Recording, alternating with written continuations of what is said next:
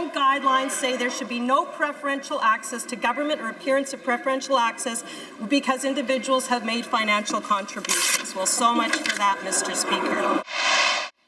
Well, a little theater on the Hill today. All this after Justin Trudeau goes to a fundraiser in a private home in Toronto. Many there pay $1,500 each to meet him. Also there, a Chinese billionaire. All of that may smell bad, but it's well within the conflict guidelines. Now, add to that, the billionaire days later puts up hundreds of thousands of dollars, 200,000 I think, as a donation to the Trudeau Foundation, and another 50 grand to build a statue to honor Pierre Trudeau. Smell a little stronger now? The opposition is crying foul. The government says, keep moving, nothing to see here. Andrew's at the table tonight, and with Chantal away this week, so are Jennifer Ditchburn and Paul Wells. Andrew talked about this a couple of weeks ago, about this whole issue of fundraising. Jennifer, tell us, does this change the story, the fact that now the Prime Minister seems to be so involved? I think this particular story, yes, it does. But I don't think that we can say that all fundraisers where ministers appear are the same. And I would note that other parties have had fundraisers like this before, too. I think because there was somebody there who had something before the government, in the way of an application, then that makes it the billionaire. That makes it a problem. And there's one part of the Conflict of Interest Act I think that people don't talk too much about, and that's that you're not supposed to solicit you're not supposed to fundraise and solicit funds from people who have business before your department. That's a rule for public office holders. And the Conflict of Interest Commissioners even added guidance on that and said, you know, you have to make sure that people who come to the fundraisers, that you have nothing to do with them in a direct way. And so I think there was a serious vetting problem here. They should have seen that there was someone who had business with the government and said, no, the Prime Minister can't come or you can't go to that event. On your point about there are a lot of fundraisers in the year, just checking David Cochrane's script, as we heard earlier on the newscast, 90 different fundraisers this year by the Liberal Party where a senior minister was involved, and 19 of those were the Prime Minister. Andrew, have you changed your mind at all about this? Well, no. I mean, and you know, we're attempting to draw very nice distinctions here that I don't think necessarily stand up in the real world. You know, does the person have business before the government now, or might they at some point in the future? Did they talk business at the meeting, or did they scrupulously, you know, avoid each other's eyes? The fact of the matter is, when you've got ministers being advertised in private groups that you can lay down a certain amount of money, and you will have the whole selling point is you will have access to the minister on the grounds that you paid that money. You're right then and there, you're into what common sense tells us is dodgy area, what certainly would violate the Prime Minister's own guidelines of saying you should not even have the appearance of selling access to ministers. And look, it's been out as a public issue now for months. For the Liberals to be so tone-deaf as to think they can just issue a kind of a flat denial on this, nothing to see here, as you put it, I think is really a sign of a government that's maybe losing its feel for where the public is at. Let's remind everybody, before you jump in on this, Paul, of what those guidelines say, in part at least. This is one of the key sentences from the guidelines that Justin Trudeau put into effect shortly after becoming Prime Minister. There should be no preferential access to government or appearance of preferential access accorded to individuals or organizations because they have made financial contributions to politicians and political parties. That sounds pretty straightforward. And it seems to go against what we've just witnessed. This is from guidelines that Justin Trudeau put out a year ago, 3 weeks after his government was sworn in. He said, the letter of the law is for mere ordinary governments. We're better than that. We're going to be held to a higher standard, and I encourage Canadians to hold us to account and watch what we do. I like the way you laid this out. There's three things that we know. There was a big house in Toronto that was full of big money Liberal donors. It was also full of Chinese nationals who had business with the government. And then at some point, Justin Trudeau showed up. And we are asked to believe that there's no causal link among those three facts. It was just the damnedest thing.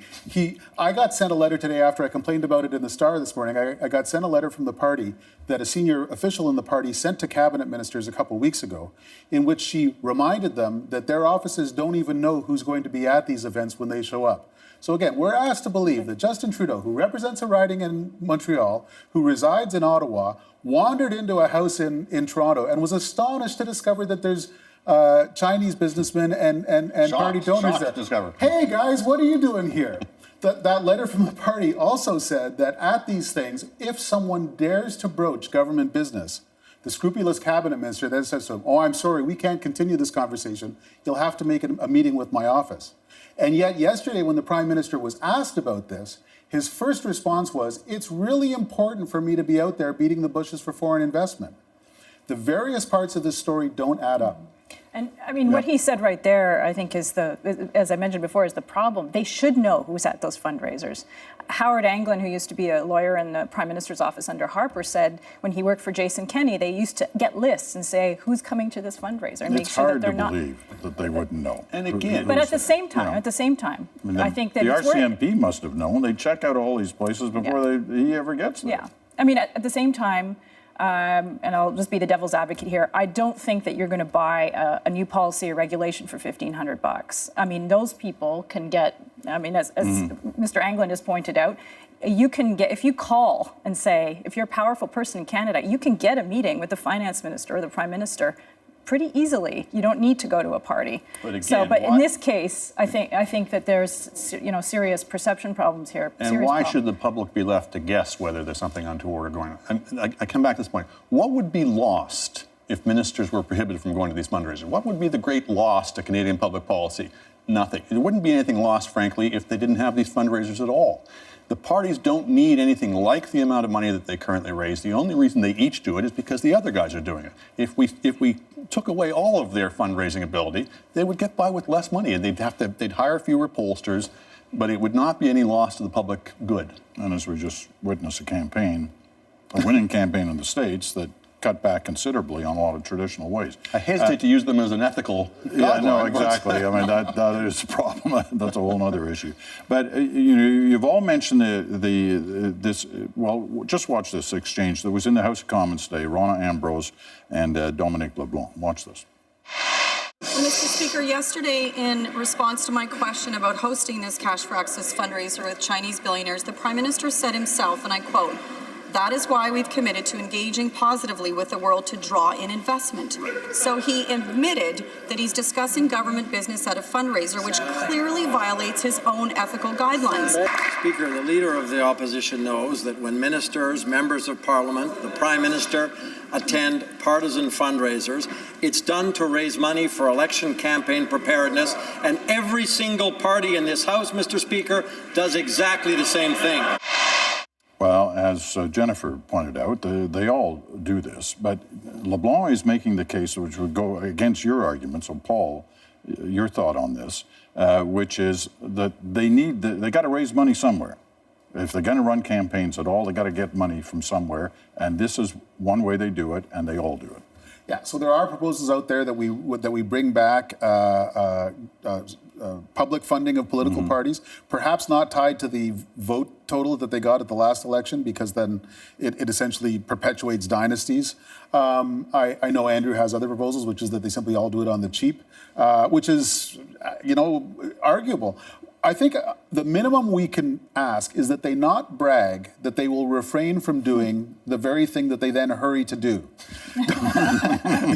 Don't claim that you're going to be whiter than white if, in fact, you're going to be wandering into mansions full of billionaires. Yeah. It's a problem for them in particular, too, because they don't want to be like the champagne and canapé party. They're already, people kind of already think that about them. So, I want to switch topics here for the couple of minutes we have remaining. We've been trying to do this for the last few weeks. It's on the question of electoral reform. Reminder, first of all, of what Justin Trudeau said during the campaign just over a year ago. We are committed to ensuring that the 2015 election will be the last federal election using first past the post. So we'll all be voting differently in 2019. Will that happen? Yes or no? Jennifer? my guess is no.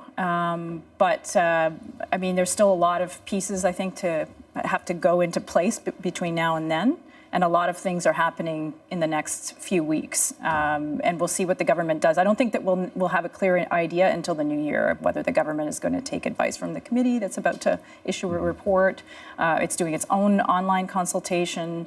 I would just hesitate to make too many assumptions. I think a lot of assumptions have been made around what's going on behind the scenes. Well, one of the assumptions that's being made is that the process has been botched, that it was going to be awfully difficult to get it all done in 4 years anyway, but the process hasn't gone in an orderly fashion that would lead to a conclusion that would see that promise kept. Well, they took their own sweet time getting started, whether for cynical reasons or just because they had a lot of other stuff on their plate.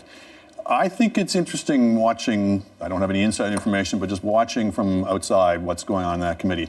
The fact that the NDP relaxed its objection to holding a referendum, I think, is a very important moment, and it may signal that there's a chance they can get at least a consensus amongst the opposition parties in that committee. And I'm told there's even a couple of Liberal members of that committee who've kind of got religion on this and may actually side with the opposition on this. We'll see. If you do get the 4 opposition parties who have a majority in the committee, but more importantly have the weight of being sort of all the parties except the Liberals, if they have a consensus on this, I think it's very difficult for the government on an issue in which its self-interest is so obviously engaged to just give them the back of their hand and say, no, we're going to do it our way. I think the fact that the government's looking for these parallel consultation processes shows they're getting nervous about this, and they're trying to find ways to kind of muddy the waters and say, well, maybe that committee isn't really representative. For Maryam Monsef to come out and say, there was no consensus in the representations that were made to that committee when in excess of 80% of all the representations, whether from experts or members of the public, were for proportional representation, I think is duplicitous at best. Maryam Monsef's the minister responsible for electoral reform. Paul. They're still making it up. More than a year after this government took office, it took them months to come up with a structure for a parliamentary committee, which they then amended under fire. At the end of the summer, Monsef came up with a list of destinations she would visit as she seeks out the marginalized and the never listened to. And it was a list of every provincial capital in the country, like as if no one's ever gone to Edmonton before. She went up to Nunavut and had a public consultation in which there was no simultaneous translation for Inuktitut speakers, which is a really lousy way to listen to the marginalized up there.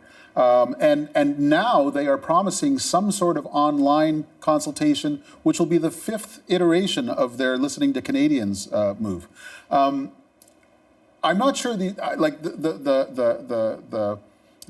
knock against this government is that they've got a hidden agenda. Everyone knows what they want to do, and they're dead set on implementing it, which is a preferential ballot system that would reinforce moderate majorities, make it easier for Liberals to govern.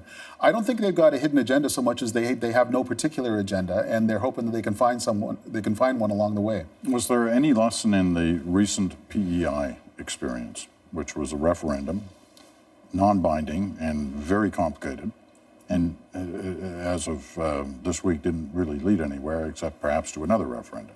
But was there a lesson beyond that? Well, I think that they're going to point to that because when only 36% of people come out to vote, they could argue there's no consensus. And so I don't know. The problem is I don't know what Maryam Monsef means by consensus. Does she mean a consensus and all the people were consulted, or a wide consensus of the entire Canadian public? If it's the entire Canadian public, I don't think this is going to happen because polls show that most people don't even know the system that we have now. They can't even tell you it's first past the post. So unless they're going to engage in a public awareness campaign and get people to understand what's going on, then I think there's an out for them. They can say, well, look what happened in PEI. They had a plebiscite and no one showed up to vote. You can't change a whole electoral system when people don't show up to change it, right? 36% is about what most Canadian cities, for example, have in municipal elections. And obviously we'd like it to be higher, but it's a little rich to be saying, well, and then we're going to throw this out because we don't have to. It's a whole voting system for our country. I agree. I don't know. But I think what was interesting about that PEI thing was, first of all, that it passed, and a lot of people had presumed people will always vote no to these things. Just passed, and as I said, it was complicated. They got 52% on the final ballot. Right. Well, okay, well, we can throw that out as well. It passed, but it wasn't like there was. What was interesting also BC wanted 60%, right? Well, in BC they got 57% on the first referendum. Well, the second one, but whatever. They wanted 60, but all I'm saying, what was almost out of time. What was in fact, I'm out of time. It was interesting anyway. It was interesting. It was fascinating. Jennifer, Paul, great to have you with us. Thank you.